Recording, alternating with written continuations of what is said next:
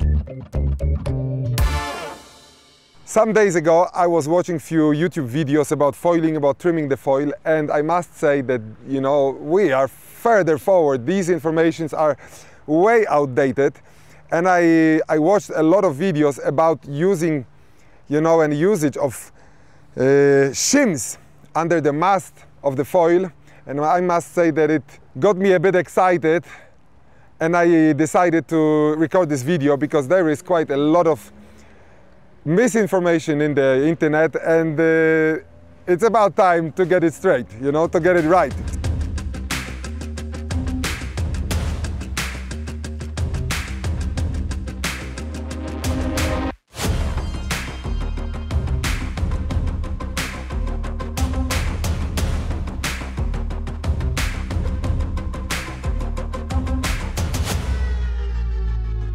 There is a lot of videos on YouTube talking about shims that you put underneath the base of the mast into the board to change the angle, to change the rake of your fuselage, of your front wing to the board. So this way the board is riding higher, and then when you drop from the foil, you're not actually going inside the water, you're actually bouncing off it and coming back up.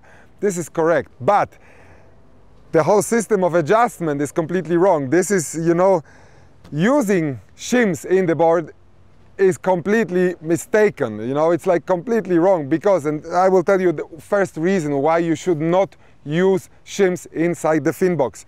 You know, the fin box is exactly like fin box for the fin, only it's deeper. And the only thing that is making it stable is the front and the back, where you have wedge. It's not parallel, these surfaces are not parallel, they're angled. So the deeper the fin goes in, or the deeper the foil goes in, the more tight it gets.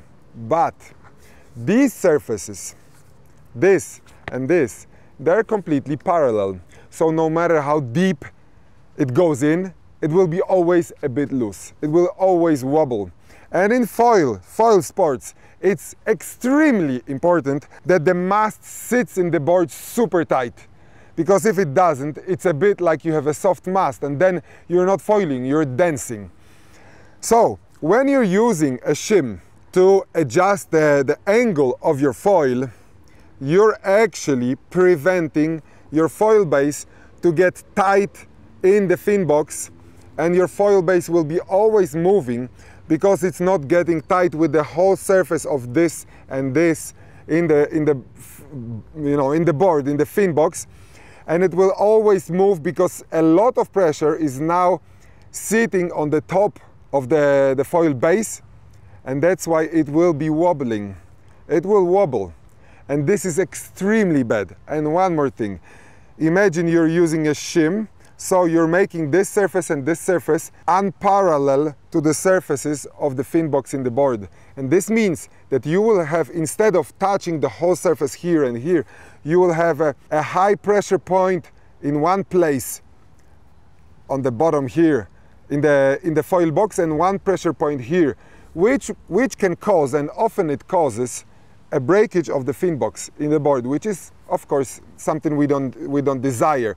So forget about using shims because it's all wrong, but I will explain why it's all wrong. Because you need to have your base of your mast as tight in the board as possible. It means that it has to go fully in. And there is one more thing I have to address. Breaking of the screws in the base of the mast, and some people are actually drowning their foils. And the main reason for it is that you're tightening the screws with the key, full power, and the screws are actually being twisted because there is so much pressure on it, and you're tightening and they're being twisted.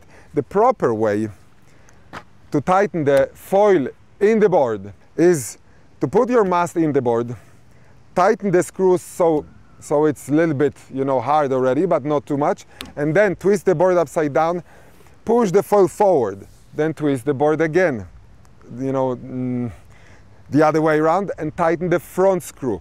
Then turn the board around and push the foil backwards.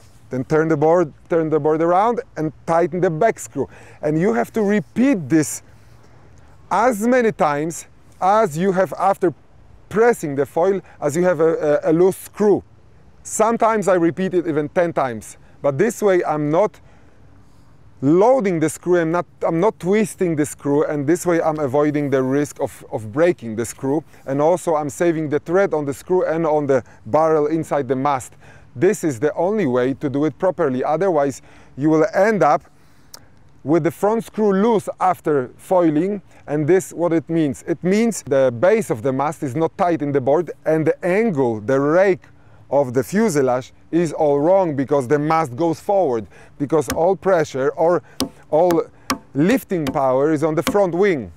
So the front wing wants to go forward. Everybody of you that experienced the breakage of the back screw knows that the foil goes forward and makes a hole in the board, in the bottom of the board. Make sure that the screws are tightened and that the foil is fully in the board as designed by the manufacturer. Why using shims is wrong. Now have a look at the fuselage, and you want to achieve higher angle between the fuselage and the board.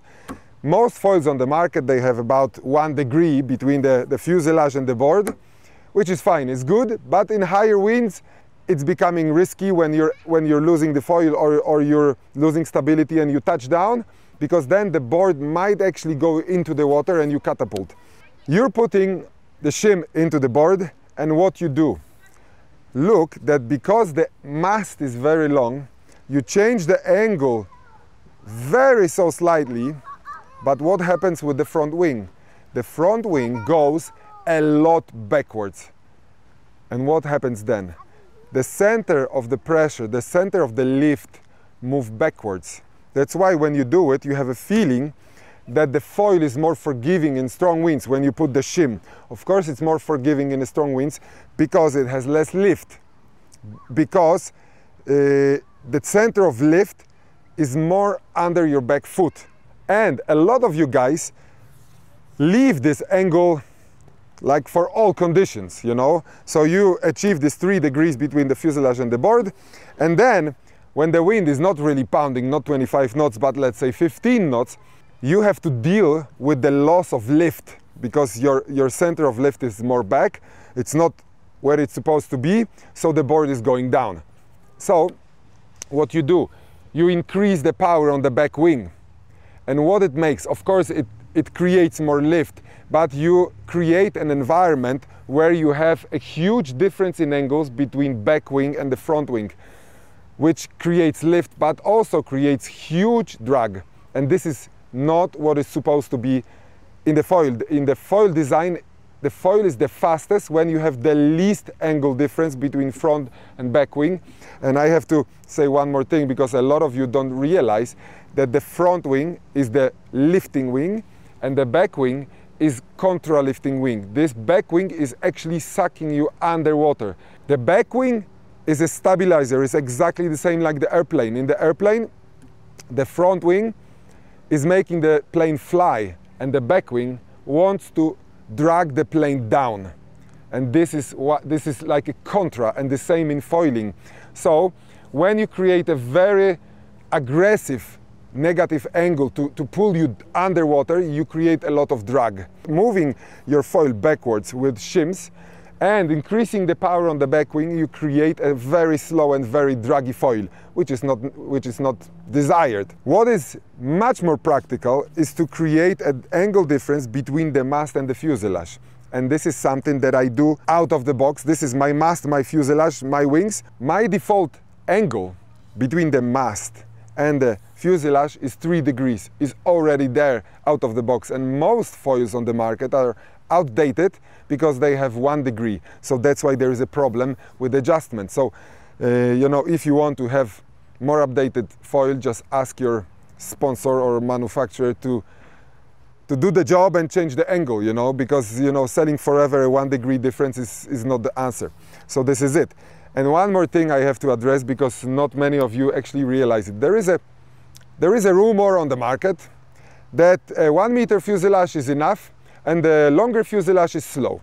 This is absolutely untrue, because I made fuselages 1 meter long, 110, 115, 120, 125 and 130.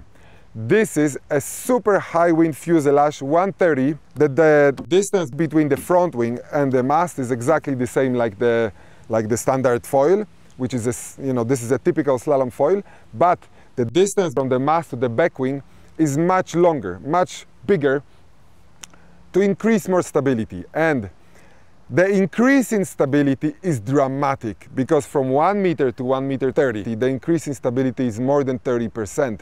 The feeling of stability is unbelievable. And in super high winds, this is crucial, because the most important factor in foiling in high winds is stability and safety. If you can push, you go fast. If you cannot push, you don't go nowhere. So this is 130. I also have 120, 125 and shorter. And the comfort of foiling, also in light winds, but in strong winds on this foil, is unbelievable. Of course, combined with the stiffest mast on the market, which is mine, is like a rock. I tried all the foils on the market and this is the stiffest. You cannot find stiffer. When you have a combination of super tight fin box, which gives you stability, super stiff mast, very stiff and thick, strong fuselage, and long fuselage in the back and stiff wings, it gives you a stability that you actually look for in strong winds in high speeds. Of course, when the fuselage is longer, it has more area, more wetted surface, so it will create more drag. But the difference will be 0.05%. It's almost nothing, but the difference in stability is more than 30%, which is huge. So when I tested this fuselage to, let's say, 1 meter fuselage, I don't feel the speed difference, but the increase in stability is unbelievable. And when I watched the Fuerteventura World Cup, I'm wondering why these guys are racing on 1 meter fuselage in such rough conditions. And I've been to Fuerte many times. I know it's super hard, it's super challenging. Why don't they use gear that is actually helping them to run the course, you know, to go around the buoys? They're going on 1 meter fuselages, which are fine for super light wind on Lake Garda, because when you're going slow, the stability is not the issue. But when you're going fast and when it's choppy and wavy, the stability is everything. And these guys, they have a rule that they can use 120 fuselage, and none of them is riding on 120 fuselage, and they could. So this is a plea to the industry. At least make a prototype, try it, give a chance to your riders to try the 120 prototype, because I know the industry, they didn't even try it. Try it, test it, and you will see, you will love it. High wind foil has to be with long fuselage. This is, of course, out of the rules because it's 130, but for, you know, weekend warrior, it's perfect because it gives you amazing stability in the strong wind. But if you want to use it for super light winds, it's just like you're foiling and you can drink coffee. It's so safe and so comfortable, you cannot believe. It's unbelievable. It's perfect. Okay, so this is it. Good wings in the front, good wings in the back, super good fuselage, tight foil in the board, no shims. Forget about the shims because you upset the whole geometry. You know, the foil is designed within some parameters, and if you move the foil backwards, you upset the whole geometry. You know, the board is designed with the foot straps positions where they should be, and when you move this place, which is the center of lift, backwards, you upset the whole geometry. I understand, and it's quite reasonable to change the angle between the fuselage and the board, but do it here. And if your foil doesn't allow it, write to your supplier to make it possible to adjust the angle here. And if they can, let them redesign the foil so you can actually play with the angle here, because this place is super crucial for adjustment. You can change the angle. And one more thing, when you have a 3-degree angle between the fuselage and the board is riding higher, which is nicer when the gust hits, because when the board is riding nose low, when the gust hits, it's pushing the board down. And when you ride with the nose higher, when the gust hits, it's actually cutting through the gust. So you don't have this feeling that actually you're pushed down. So this is very nice. 3 degrees is very nice, but remember, this is end of summer 2024. And what I'm saying now might be completely irrelevant in 5 months' time, because this sport is evolving so much, so fast, you cannot believe. I made probably 10 prototypes of front wings only this year. There is so much progress, and I've tested really the best wings on the market, everything, including the SLX from Starboard, the latest wing that will be next year in shops probably. And I made already 3 prototypes of the mast, a lot of prototypes of fuselages, back wings. So, you know, the sport is evolving fast. So it's better to be, you know, on the leading edge, because the latest foils are so much easier, so much more controllable, and so much faster. It's unbelievable. When I try a foil that was on top 2-3 years ago, I cannot believe how bad this foil was and how ahead we are now. Okay, so guys, that's it. Enough talking. If you want to have a nice foil, write to me on Messenger or in the comments, but better on Messenger. But bear in mind that this is not a huge production. I do it only for order, and I treat it as my hobby. This is my life, my hobby, you know, windsurfing. I don't do World Cup anymore, but I'm super active, and I do a lot of windsurfing, and I do a lot of research, and this is really great. So let's foil, let's windsurf, and I hope to see you next time.